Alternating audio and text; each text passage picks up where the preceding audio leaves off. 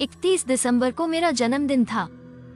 चूंकि मेरा जन्मदिन और नया साल एक ही दिन पड़ा, इसलिए मेरे परिवार ने इसे एक बड़ा आयोजन बनाने का निर्णय लिया। इसलिए मेरे माता पिता ने हमारे परिवार के सभी सदस्यों को आमंत्रित किया। हमने अपनी मौसी के घर पर जश्न मनाया क्योंकि वो उस समय विदेश में थी। वास्तव में घर वर्ष के अधिकांश समय खाली रहता था। उसने वहाँ रहने और देखभाल के लिए एक व्यक्ति को काम पर रखा। ये बड़ा था, लगभग एक हवेली जैसा, सिवाय इसके कि वहाँ कोई दूसरी मंजिल नहीं थी। ये बहुत विशाल था। मेरे परिवार के सदस्यों का कहना है कि घर भूता है। जब आसपास कोई नहीं होता तो आत्माएं हॉल में घूमती रहती हैं। डींगे हाँकने की बात नहीं, लेकिन मैं एक चतुर बच्चा था। मैं वास्तव में भूतों पर विश्वास नहीं करता था, लेकिन उस रात ने सब कुछ बदल दिया। आधी रात से 10 सेकंड पहले का समय था। मेरे पूरे परिवार ने उल्टी गिनती चिल्लाई, जबकि मैं उछलकर कमरे के चारों ओर अपनी बाहें लहराते हुए दौड़ने लगा। उत्साहित छोटा बच्चा, 5, 4, 3, 2, 1। नए साल की धूम मची और मेरे कुछ रिश्तेदार खुशी में एक साथ बर्तन पीटने लगे।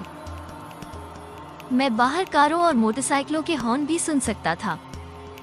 उसके बाद हमने आपस में बातें करते हुए खाना खाया। हालांकि मुझे नींद आ रही थी और मुझे पेशाब करने की जरूरत थी। अपना पेय मेज पर रखकर मैं अपने चचेरे भाई के पास से गुजरा, जो मेरे आईपैड के साथ खेल रहा था और ले रहा था। बाथरूम की ओर जाने वाला हॉल बहुत छोटा था। आप आसानी से 5 सेकंड में वहां पहुंच सकते थे। बाथरूम का दरवाजा अलंकृत और भारी था। जब मैं इसे बंद करता था तो यह हमेशा आवाज करता था, क्योंकि मैं इतना मजबूत नहीं था कि इसे धीरे से बंद कर सकूं। मैंने दीवार के चारों ओर रोशनी का स्विच चालू करने का प्रयास किया और मुझे नहीं पता कि यह नींद की कमी थी या नहीं, कल्पना। लेकिन मैंने एक महिला को मेरी ओर पीठ किए हुए देखा।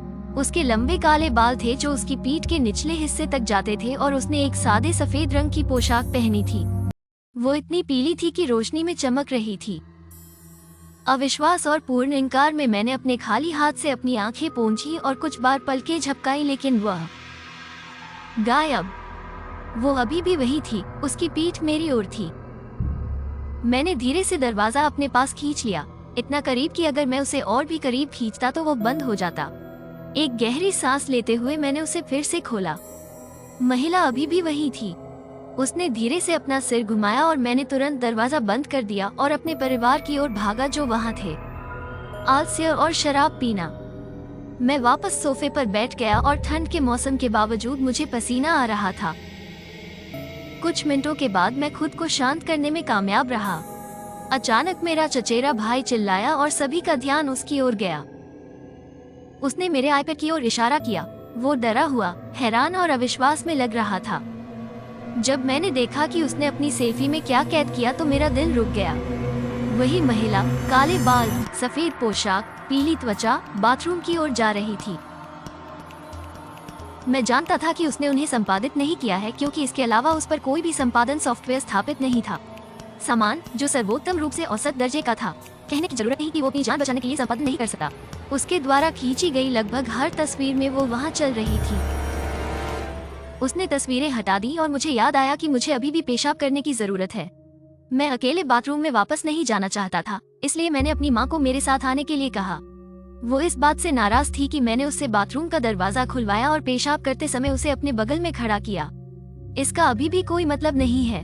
अगर उस दिन मैंने जो देखा वो सिर्फ मेरा नींद से वंचित दिमाग चीजों की कल्पना कर रहा था, तो मेरे आईपैड ने क्या किया उस दिन? कहने की जरूरत नहीं है, मैं अब भूतों में विश्वास करता हूँ।